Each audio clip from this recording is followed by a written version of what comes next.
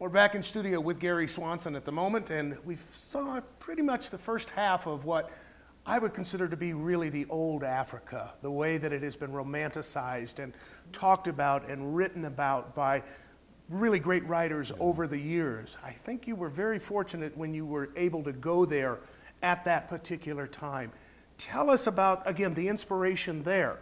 Was this a follow-on to The American Historian, or did they coincide at the same time? Give me a little background. We started out, the whole concept was going to be The American Historian. Then we took off for Africa on a trip, and Brad says, well, maybe we should do a little Africa too. I said, fine, let's do her. And so we decided to incorporate it. And by that time, I'd had quite a few safaris already in Africa, and I saw things changing in the old professional hunters, or they used to call them white hunters back then, those days. They were telling you stories that, you know, this is changing. It's not going to be here forever. And so one night I just came up with the Twilight of a Continent as a name. I thought, maybe we're catching this little piece of Africa that's changing so rapidly. And you're right, we're very fortunate. That little kid that you see in there happens to be me. I look at it now and I thought, whoa. that really I was young once. You know? But many of those areas, many of the film, a lot of this footage that you see is all historic range now. There's nothing. That does not exist anymore. It's not there anymore. How many trips did you make over, and where all was this video, or filmed actually back then? We made, I think it was 4 separate trips to do the film. Altogether, I probably had, I think, 38, 39 safaris in my career. Most of them, you know, painting and just working on wildlife paintings while I was there. I remember my very first safari. An old feller by the name of Tor Allen. Tor's still alive. He took me out. He says, "Let's go see the red elephants of the Tsavo." Oh, okay, let's go see red elephants. Oh, mackerel! That first day, I came home from that safari and I told my wife, I said, if I could paint elephants the rest of my life, I'd be the happiest boy there is. And what country was this in? That just happened to be in Kenya. In Kenya. Yeah, in the old Kenya. And who today does not have very many elephants. Very few elephants there. Tanzania's loaded with elephants nowadays, but they went two different directions, you know. And so we filmed a lot of this in Zambia. A lot of it was filmed in Tanzania. A lot of it was filmed in Kenya in those days. But I've often said that I'm in love with my wife, but my heart still beats in Africa. I just. That's profound. To this very That's second. profound. To this very second, that's where my heart is at. When you went over there with Basil Bradbury and all of the cameras and the equipment and things like that,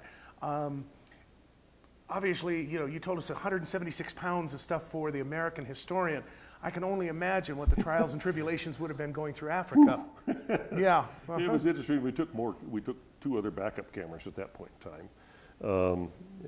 Yeah, we paid the freight bills and all those. I remember how much it all weighed, but things are different in Africa. There's this little thing called this African dust, and it's an interesting problem. And guys that shoot there today still have that same problem, but you set up differently. You take a lot more viewing time, a lot more studying of the animal time. When you start working close with elephants, you better know what you're doing on that deal.